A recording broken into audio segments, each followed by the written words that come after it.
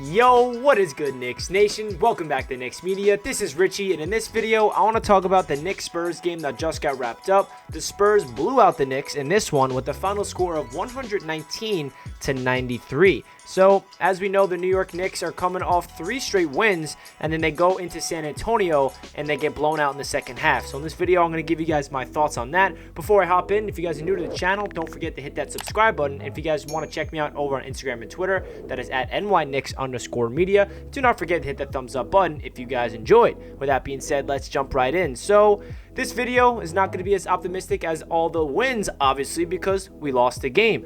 Our first half of this game, it was a good one. We were only down by 4, and I felt like it was going to be a game where we had to really grind out a W because we find out 30 minutes before tip-off that Derrick Rose is out due to safety protocols. We do not understand why. The New York Knicks, as I'm recording this video, did not let us know if he was tested positive for COVID, if it was a personal issue, or if he, somebody tested positive when he was exposed by or something like that. We don't know what happened to Derrick Rose, but he did not play tonight, and that forced Frank Ntilikina to be the starting point guard. Right when I heard out that news, I was like, I don't think the Knicks are going to be able to win tonight. We're versing a really good San Antonio Spurs team, a playoff team in the West, and I was right. But I will say Frank Ntilikina did play very well as the starting point guard tonight. He was lighting it up. He had like back-to-back threes from the corner, and then he hit another 3. I think that was the second quarter or something like that. Frank finished with 13 points, 5 of 7 from the field, 3 of 3 from downtown.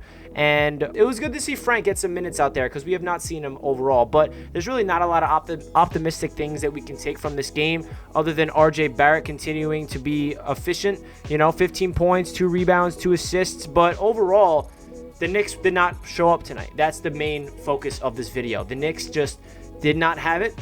And that's okay. You cannot expect this Knicks team to go out there and just dominate every single team or be in it till the end.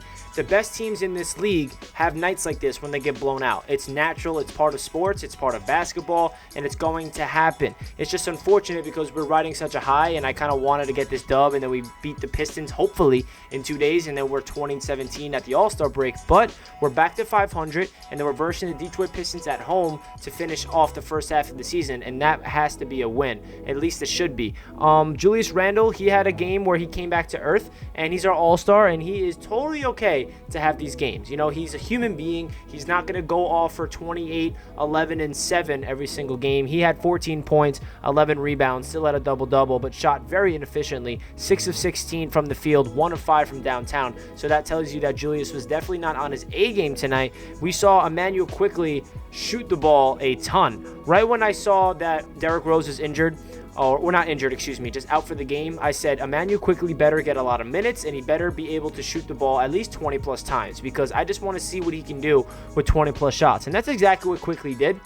He didn't shoot the ball extremely efficiently, but he did nail 6 3-pointers and finish with 26 points. At the fourth quarter, he was just chucking it. It felt like every other possession, IQ was just throwing the ball up. But the Knicks in the second half just fell apart. The third quarter, the San Antonio Spurs just looked like the better team. They were out hustling them. They're out working us. The Knicks looked very lethargic. They did not look like they were putting 110% effort like we're used to. Like this Knicks team, the reason why we're so happy about their success this season is because they're a team that fights to the end. They're a team that just grinds you, punches you in the face, not literally obviously, but they just have a sense to them where they're playing together and they're going to outwork you. And tonight in the second half, they did not have the energy. And it's pretty interesting because the Spurs had a back-to-back tonight. They versed the Brooklyn Nets last night and they went into overtime, and we thought that we can take advantage of that. But Julius Randle aghast out there.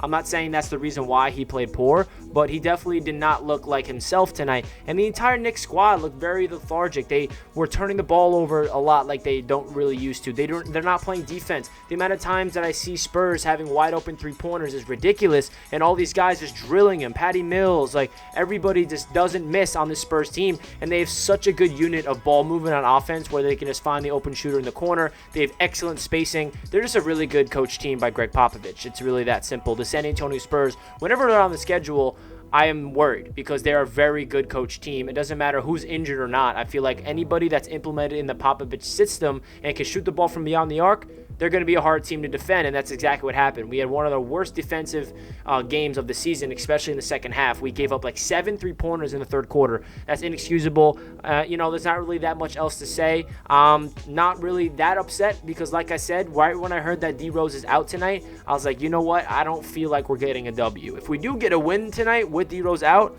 then we really should be parading the streets because that would have been absurd because our starting point guard, Elfrid Payton, Mitchell Robinson are all out, and we still pull out a W against a playoff team in the West, and that was a pipe dream in my eyes. I really thought, like, I don't think could be, like, I was just being realistic and thinking, like, if the Knicks really win tonight, it's a big deal, and they didn't win, and it's not really that much of an issue in my eyes. I feel like if we won this game, it would have been crazy. If we lost, okay, but it does suck that we had to lose in such a blowout fashion, and our team just did not show up, basically. But that really does it for this video. There's not really too much I can say about that. Leave a comment down below some of your takes, and we're on to the Detroit Pistons, so we will see, and we're also going to experience the All-Star break. I'm going to make videos breaking it down, but we find out that Julius Randle is participating in this skills challenge. Obi Toppin will be participating in the dunk contest, and of course Julius will be in the All-Star game. I'm going to be live streaming during the entire thing, so stay tuned for that. But that does it for this video. If you guys stayed until the end, make sure you comment down below Statue of Liberty emoji so I know you were here.